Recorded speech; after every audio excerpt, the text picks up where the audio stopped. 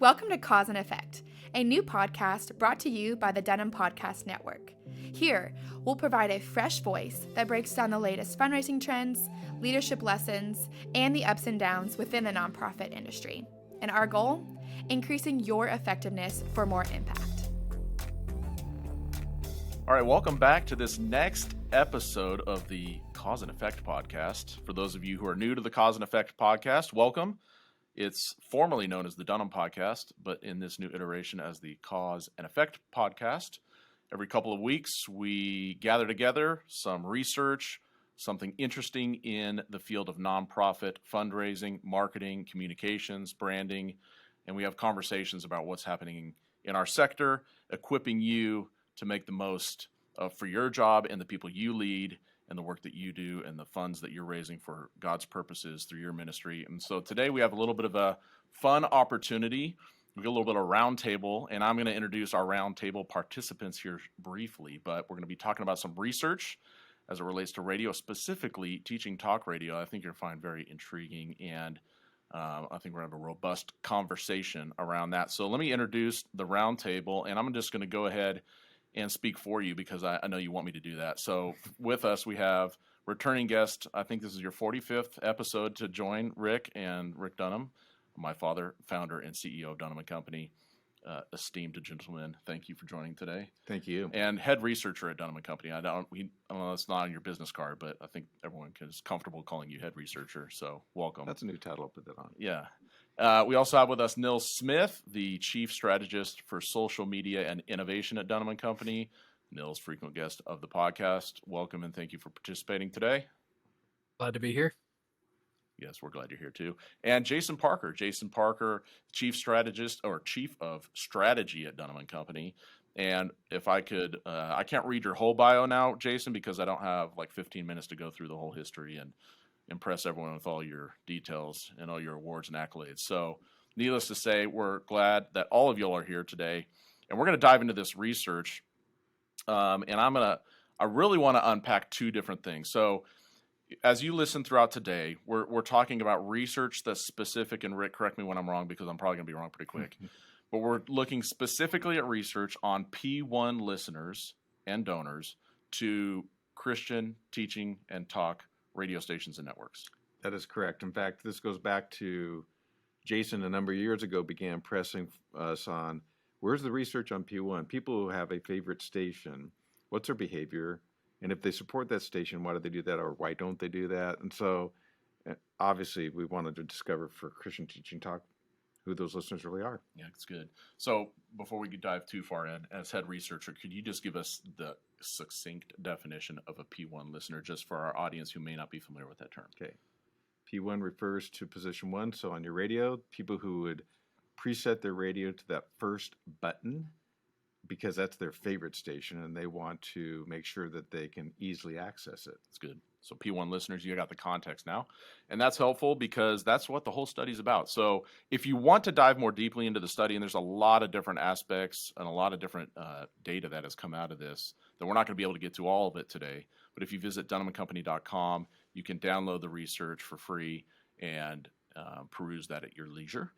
So we have P1 listeners and donors, and we're talking specifically about those that consume Christian teaching and talk content. So think specifically if you're a ministry that has any kind of radio program, whether that be a teaching program. Think of a pastor that maybe is using radio as a means by which to spread the gospel or distribute their teaching content from the pulpit.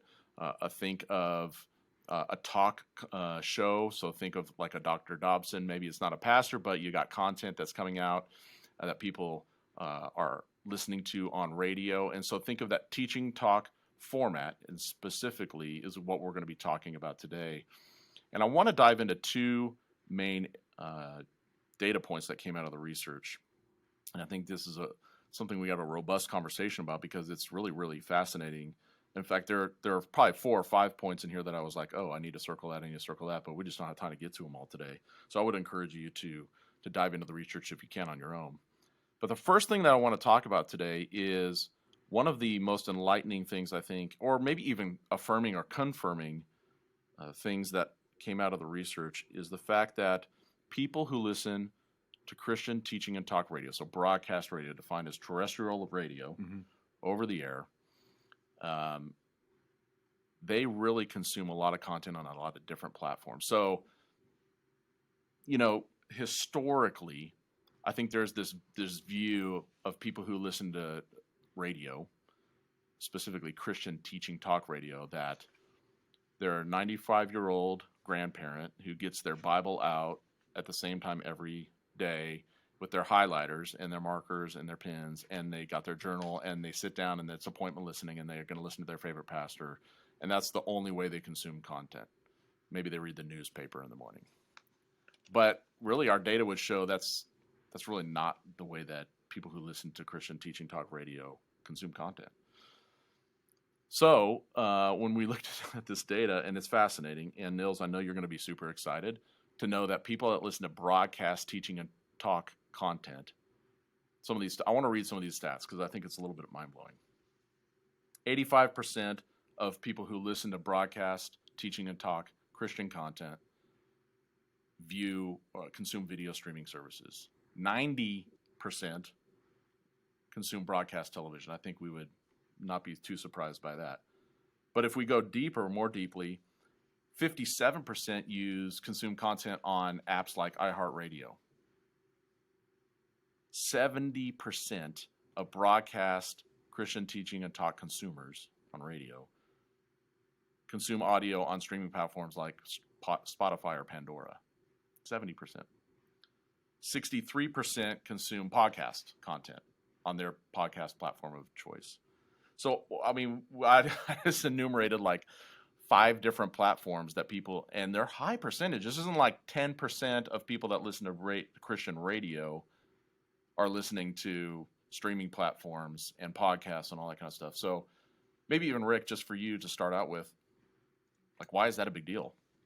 Well, one of the things that I think I found most fascinating, kind of setting the stage for this, is that Christian teaching talk actually attracts a younger audience. 42% are millennial or Gen Z. Think about that. It's approaching 50% of the audience is that younger generation, which, to your point earlier, we have this notion in our mind that it's an 80-year-old grandma sitting around the kitchen table with her Bible open taking notes. And it just isn't. And I think the data here shows that they're consuming content from all sorts of different platforms, which means they're just content hungry. And I was blown away by those stats as well. Yeah, so Nils, like, what are the implications? We talk about oftentimes with the ministries we work with that create content and that put it on platforms like terrestrial radio, the importance of diversifying your distribution. But like, this is real data here. Maybe speak to the importance of that diversification of how you're getting that content out. I think that's the big takeaway from the whole thing is that diversification, because I think we so often want to just chunk everybody in certain buckets of, this is the radio audience, this is the Spotify audience, this is the podcast audience. And the reality is, and I think what the study shows is, we're all mixing, a little bit of this and a little bit of that, and maybe a little bit more of a certain thing. And so I think any ministry that's creating content today needs to look at this study and say, where all should I be, not just where specifically should I be, and then where should I be prioritizing some of that investment. But I think what I continue to learn so significantly is where so much attention has moved to digital, and even some of these streaming platforms like Spotify or Pandora or even podcasting. There's still such a mass audience, and people that are listening to podcasts are also listening to the radio, and people that are listening to Spotify are also listening to podcasts and also listening or watching television. And so it's not an either or in any way. And I think the data is pretty clear to that. And so every ministry needs to be looking at where all should we be diversifying. And you generally can't be everywhere. And so you do have to be pick and choose. But I do think we cannot be too laser focused on one platform. And we definitely shouldn't just be laser focused exclusively on digital, because it is a both and world for sure. Yeah, it is. I think that's the mantra that keeps ringing in my head is, our content, if you think about, and we talk about this often with pastors, is you put so much effort and time and study into that Sunday morning message. What are all the ways that can be modified, versioned, and distributed so that we're getting the most out of the effort that was put in, the intentionality that was put into that time and that study and the way that you're breaking down God's word? Well, obviously, it is to get it on a platform, but it also is to get on as many platforms as possible.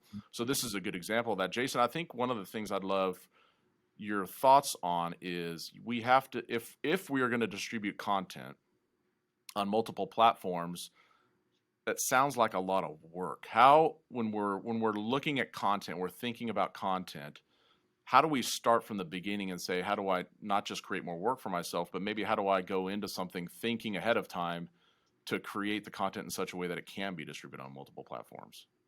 Yeah, that's a great question. I mean, I think part of it too is the age-old challenge with radio and radio as a medium has been it's a one and done. So like that moment happened and there's no extension whatsoever of that wonderful moment.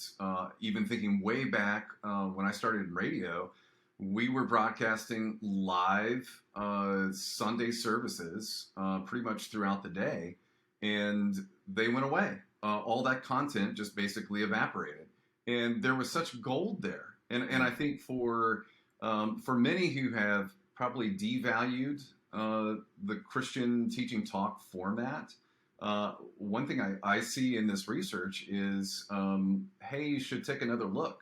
And then from there, how do you tap into this audience and take them on a journey by using your very best content? And I think part of that too is, to Neil's point, I think there's an appetite for more content, but oftentimes there's not clarity on how I actually tap into it. It's not easy for me. And quite frankly, Rick mentioned 80-year-old, you mentioned 95-year-old. I will not say my mother's age, but she is a grandmother who consumes a lot of content, and a lot of content that is on her terms, on demand when she wants it. And I think that's part of the rethinking of appointment listening on Christian teaching and talk, but it's also not devaluing the opportunity that you have to reach an audience that has no idea about your ministry, has no idea what you do, and has no idea all the benefit of what they could receive based upon what God's doing through your ministry. Yeah. So I think it's going to be more challenging to keep attention, but I think this just translates to opportunity, and I think for many that's just not been tapped into. Yeah, and I think that's a good point and that prompts the question of how are you transitioning people between platforms? And so even making people aware, like the fact of the matter is, if we know that P1 listeners to broadcast terrestrial Christian teaching talk radio are on all these different platforms, it probably would behoove us to make them aware of that, because even though they're a P1, it still may not be their preferred platform. We don't know that for sure. And so making them aware of the fact that, you can download our podcast here, or you can listen to our content here as well, or getting them, even having strategic ways to get them to your email list so that you can make them aware of more things like that. It's important to think of that audience as not monolithic. They're not. The data would prove otherwise, that they don't just consume content in one way. And so if they are dynamic by definition, then we have an opportunity to wed them even more deeply into the content that we're creating by diversifying the ways in which they consume us. Because the more platforms that someone consumes your content on, the more likely they are to engage more deeply, and at some point even possibly give a financial gift to your organization to help perpetuate the thing that you're doing. So, Nils, as we talk about the diversification of platforms, and we look at I think one of the fascinating things is there's such a heavy consumption of video for people who listen to traditional radio. So when we talk about that, and the two different things that it says, streaming services at 85% and broadcast TV at 90%, obviously that's a big bucket, streaming services. So maybe even just talk about, like, when we're talking about online video consumption, what are the one or two places that people are doing that most? And how do we think about getting that content there as well. Yeah, when I was looking at the study, that definitely caught my attention. The platform that obviously we all know is YouTube. Where so many people are going, and it's really driven as a search engine, and even as Jason was talking of, it's on demand. It's where people want to watch, whether that's on their mobile device, or the fastest growing platform on YouTube is televisions, and so where people are consuming this video content on their televisions, and so. I think it's really looking at, as you even capture content, how can you format it for video functionality? So even like while we're recording this podcast, we're capturing the video for this podcast as well, where the primary distribution is going to be an audio podcast, but we're also going to make it available on YouTube and use clips on social media. And so we're going to maximize the video opportunity where it augments that primary purpose and the primary platform for distribution. And I think that's what happens as we create media content. We're almost always going to have a primary distribution, whether that's radio or a podcast, but then there's also additional platforms to distribute to.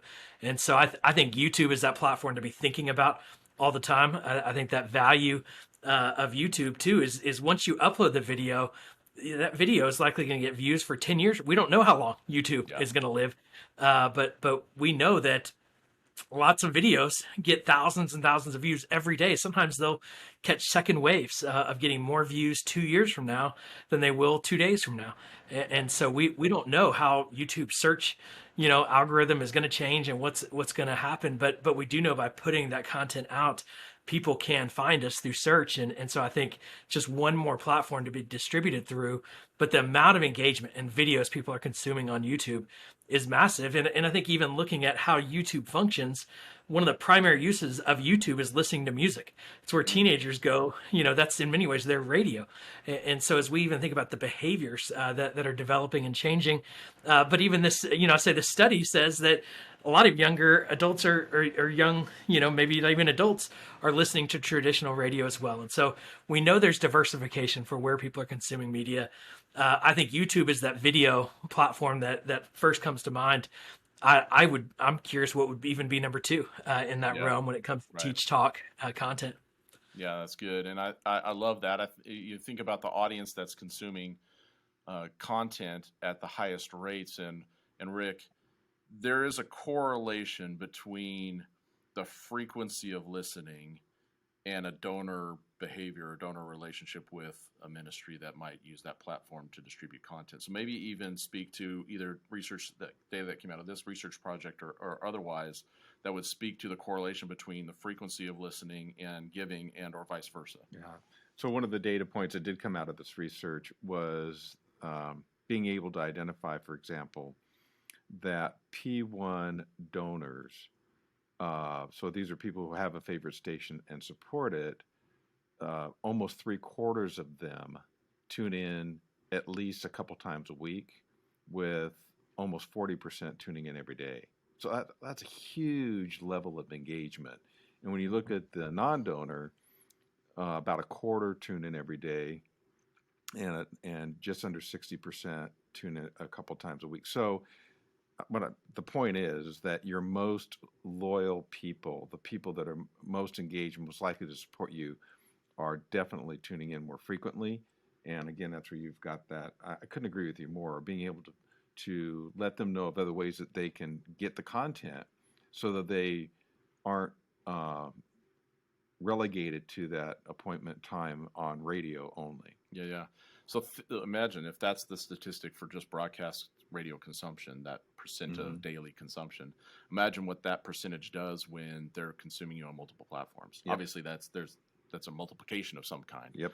So, and the value of that is the likelihood increases that they do become a donor at some point if they're consuming your content at that rate, if that increased frequency. So, it's not just, yes, it is. I think all ministries that are developing content and distributing it, part of the mission is to get it to as many people as possible. So if that's part of the mission, maybe even the core mission, then obviously a platform like terrestrial radio is effective in reaching people. But if we're really going to do it well, to Nils' previous point, is we need to get it on as many platforms as possible where people are. And we know that people are going to behaviorally consume our content on more than one platform likely.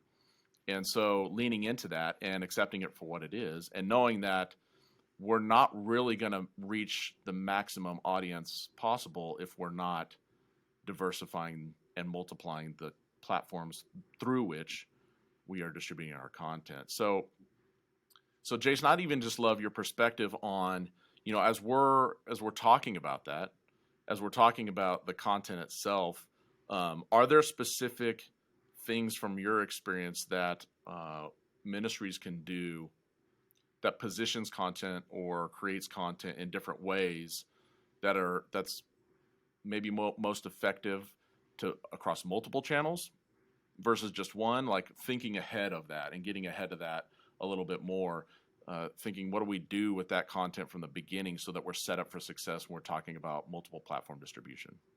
Yeah, and I think that's where the challenge is, right? In this season, I mean, this is an incredibly challenging season, which means there is an appetite, a desire, a need for finding real hope and sustainability with everything that's going on. And I think that's good pressure that's placed on every content provider, every content creator, no matter what your platform or forms might be.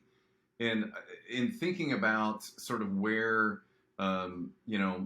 terrestrial oftentimes fits, it's kind of we have a formula, so we're just going to kind of check the boxes and hope for the best. I think what this research says is we need to not just check the box and hope for the best. We need to relook at how we're actually serving this audience and find a way, because we talk about P1s. These are the super fans. They're the most loyal. They're the ones who you can go to and you can present a need, and they will respond to it.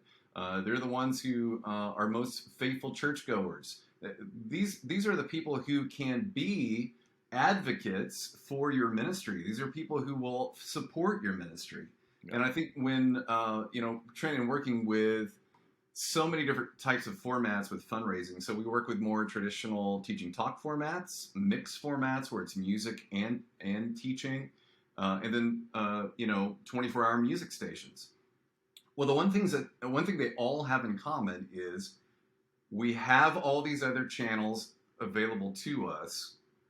How do we strategically bring all of our content together in a cohesive way that is easily consumable, no matter what the platform is, that the listener or superfan actually wants to consume it? Yeah. And I think that, Trey, that's one of the things that energizes me. I know it energizes our whole team is, so there are challenges and there are going to be barriers in the way. How do we strategically figure out a way to overcome those challenges and really ultimately have more kingdom impact by making sure the content is timely, relevant, and spot on for where listeners are right now. But how can they not only consume it, but actually share it with others so they can share their faith? Yeah, that's good. Shareability is a huge thing. And I just think, if you're producing content typically for a teaching talk context, there's a fixed clock that comes with that, right? So it's going to start at a certain time and end at a certain time. And so you've got to produce the content in such a way, not only does it fit in that time, but that you include the calls to action around it. And it's going to be that same amount of time every day, and that's not going to change. And so you do get into a rhythm with that. I think part of what we have to think through is the content doesn't have to live that way on every other platform. And so not just saying we're going to take that iteration that goes on radio and just put that everywhere else, but really think about the behavior. Time spent listening on podcasts is pretty big right now. I mean, Nils, that's been going up and up and up over the years as it relates to how people are consuming content in podcasts. And so to put a 28-minute radio version on podcast when we could put the full sermon that maybe is, I don't know, my pastor's like 30 minutes, your pastor might be an hour and a half, somewhere in there, right? Yep. Putting that full sermon experience on there where people are likely going to engage with a much longer piece of content. So even just thinking about, and I think that's where when you get to, if radio is your primary way to distribute content, that's great. But think beyond that. How does this content then have iterations for other platforms that people can go deeper on, that we can migrate people to these different platforms to help meet a need based on how they tell us they want to consume the content, and not just how we're dictating it. And I think that's what's come with the digital age is flexibility. I want the content when I want it, how I want it, all those kind of things. And so thinking even through that to ensure that you're thinking through the totality, the long tail of your content, and not just how you're producing it for one platform. So I think that's one bit of I mean, we could talk about this forever. So go into that data in this particular part of the research and dig into it. I think it's fascinating. I think the takeaway from this part of the conversation is, look, people are consuming content on a million different platforms. Our most loyal radio listeners are consuming content on multiple platforms. So don't just put your content there. Make sure that you're putting your content elsewhere as well, and that you're engaging that content or those consumers in a much more robust manner. So that's the takeaway from there. But I want to get to a different part of the research, and I know, Rick, you're excited to talk about this, but what we know about P1s, and especially donors and listeners, is that there is a behavior that happens at some point with a P1. So a much higher percentage of P1 listeners than just general listeners become donors. So if you think general listening audience, coming in and out, it's a stream that's passing by. You got this pool on the side of the stream that are your P1 listeners that are aggregating, and they're hanging out for longer, and they're your more loyal consumers and listeners. That pool has a higher chance and a higher likelihood to become a donor, whereas that river that's running by, that's a much lower likelihood that they are. So it would make sense that these people have a higher propensity to give to ministries that they listen to on a more regular basis. So having said that, we know that a certain percentage of those people convert to donor. Right. So if you look at the typical donor file, our donor makeup of those that listen to Christian teaching talk, 72% will be P1s. So an overwhelming majority, almost 3 out of 4, are going to be P1s. So if you think about that and translate it into every other consumable platform, where there's not just radio but podcasts, etc., the people that are tuning in frequently, downloading frequently, consuming your content frequently, it's a 3 to it's 3 times, 4 times more likely. I don't know the math. 3 times more likely that they're going to become a donor. I was a history major, so I'm gonna leave the math to you. We can talk about the War of 1812 whenever you want. Okay. And it was in 1812. Okay. If you ever get that trivia question. But there are things that motivate people, even P1s, to actually become a donor. We can't just assume that they listen to our content, they consume it, and they're just going to magically become the donor by osmosis, right? Mm-hmm. So there are things that compel them to become donors. Right, and I think this is probably the most interesting and maybe the most important finding of the study. So if I can rewind just a bit to, everybody knows that content is king.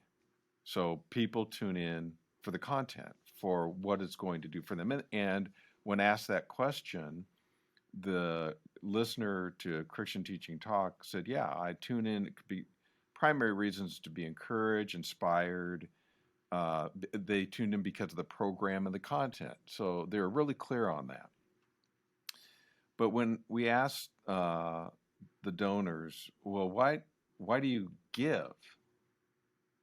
And so traditionally people would say, well, if they're tuning in for what's in it for them, then certainly they're giving because they want to continue that content for themselves.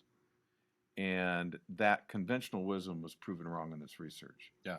That the primary reason people who listen to Christian Teaching Talk end up supporting Christian Teaching Talk is for missional reasons. 2 top reasons: I believe in the message and to spread the gospel.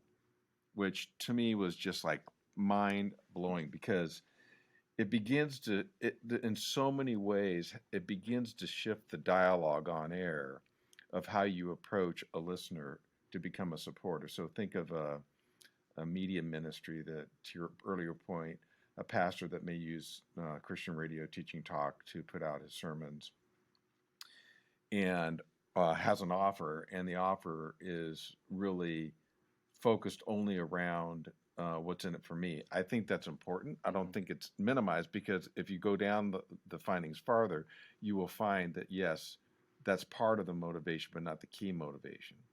The question is, in a program, how do you give space to and air to lives that are being transformed as a result of the program being on the air. And I think this is an area for development among the teaching talk programs as well as teaching talk radio. It's how do I show that the program is having an impact in other people's lives beyond my own, which the donors say is going to be a motivation for why they're going to support. And we've even had this conversation when this research came out. Trent and I sat down and talked even about communication to donor files, where we're certainly wanting to offer premiums to thank people for their support, but how do we give space again to that testimony of a life that, as a result of the donor support, has been transformed, where they've gone through, I just read a testimony earlier today about a person who they had a brain aneurysm, and they nearly died, and the radio was what ministered to them through a long recovery period, and that person was thanking the donors for how they supported the station to make that possible. Yeah. That, to me, I just think it begins to change the equation for how we approach both developing donors from listeners, and once donors begin to support an organization or a station, how do we continue to cultivate them in a way that shows them the impact of their support? That's good. So there's a couple things there. And to your point, I do want to point out that when you look at the list of reasons people gave to actually give to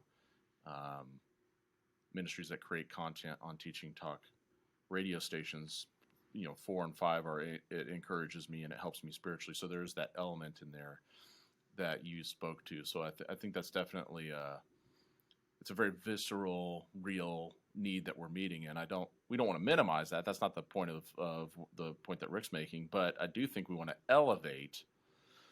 And Jason, this is the thing. I know everyone listening to this podcast right now who has a broadcast ministry and is producing content. Every one of them, I can hear them in my head. I can see their faces looking at me with more stern looks saying, that's going to take more work, and I don't have time for it. So maybe even to speak to the value of the effort that we put into that. How do we go about that? Number one, like how do we begin to manifest within our specific allotted time on radio? How do we begin to bubble up that kind of report back, if you will, or that life change testimony, and why is that valuable? Yeah, and it's interesting too, because Trent, we look at so many other platforms, and we look at performance, and we've got metrics, and we're tweaking and adjusting, and testing, and trying to test some more, and then test some more. I think it's one of those things where when I look at this, I kind of think of it on two parts. One is if you were foundationally looking at how you're creating the content to begin with for terrestrial radio, and all of the potential outcomes, all the potential uses of that same content, I think it's going to transform not only the team that is directly responsible for churning out that every weekday or every weekend program, but it's going to be a thing where there's new alignment across all the other people on the team who are responsible for other channels. And I also think, too, that Rick, one of the things that just sort of ignites me, especially as we've seen now another research study show the missional connection for listeners. The thing that charges me up is how do we give them more ownership, and how do we give them more of a voice that's relatable?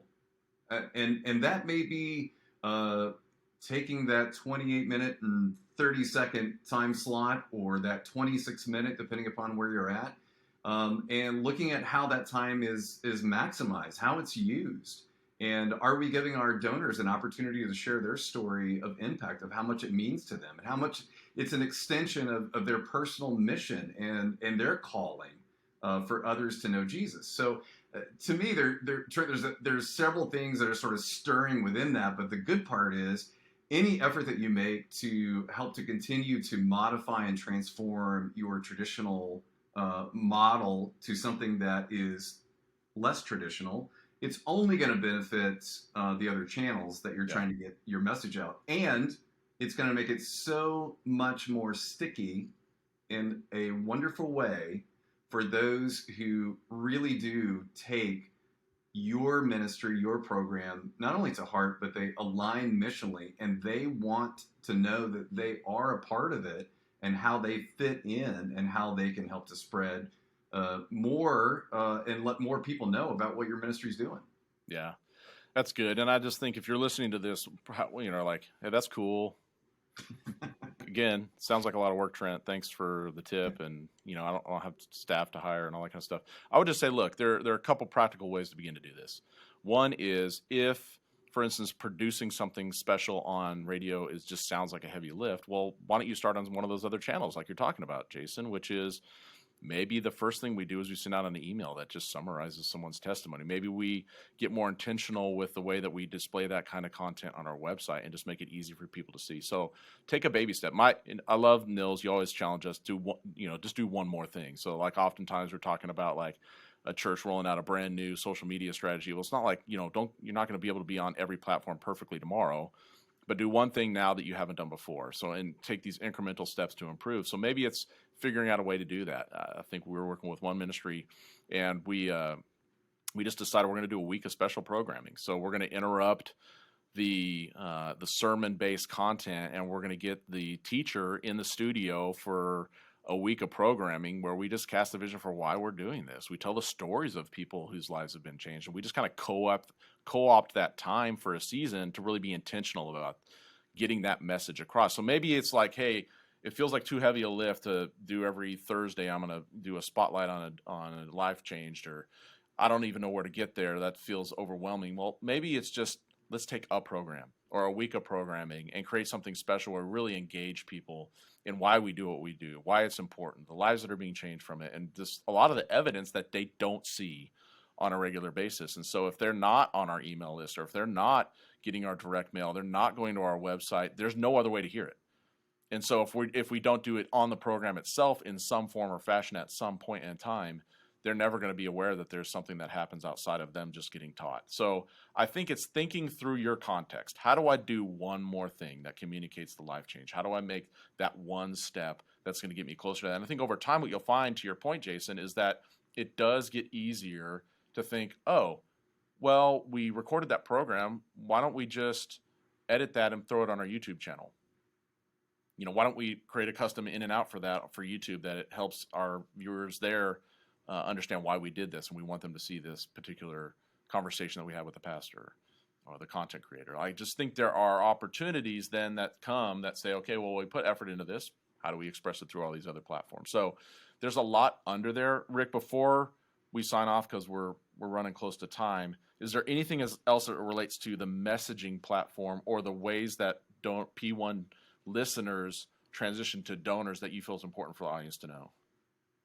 No, not really. The thing for me was what you just said about finding that one thing to do. While you were talking, I was thinking about this one ministry that on the air, they just invite people to call in and leave their testimony. Mm-hmm. Super simple. And all of a sudden you have a recorded testimony that you can edit and put it up on the air at some other time to say, just before we sign off today, I just want to thank again our donors for making this program possible. I want you to hear Sally's story because you made this possible in her life. That's good. Very simple. Yeah. Yeah. Even you could edit something like that. I probably couldn't. That was too ambitious. Hey, I love that because that is old school meets new school, right? It's taking things that have been done for even longer than Rick has been around to long time. Taking those things and leveraging them to make your program just that much more unique. And it's a lot of times it's stuff that works in the background to capture. And you can use it on social media. I mean, there's all sorts of ways that you can use that kind of content. Yeah. It's a discipline. We have to think about how content can be used in so many different ways. And that's just the discipline we have to get used to. So even if you haven't really done a lot of that, I think one of the things you can come out of this podcast from listening is say, okay, what content do I have? Maybe just list out, I've got this content. How do I use it? how is it getting used? Is it getting used one way? Are we breaking it up and using it in multiple ways? So, like, how is that happening? That's the first step. Maybe it's a good inventory to take as an organization to say, are we really maximizing even what's in our hand right now? So I appreciate this conversation. I really appreciate all of you guys participating today. It's a fun little roundtable. If you're listening and you want to dive more deeply into this, again, go to dunham+company.com and you'll find there easily displayed for you links to download the full study and to dive into that. We really appreciate you listening and taking the time to listen to this episode of the Cause and Effect podcast. To download your free copy of the research on Christian Teaching Talk Radio that unpacks who's listening, who's giving, and why, head to dunham+company.com/research, or you can use the link in the episode description. If you found today's podcast to be insightful, we'd love for you to share this episode and the research with your friends and coworkers. Thanks again for joining us today on the Cause and Effect podcast.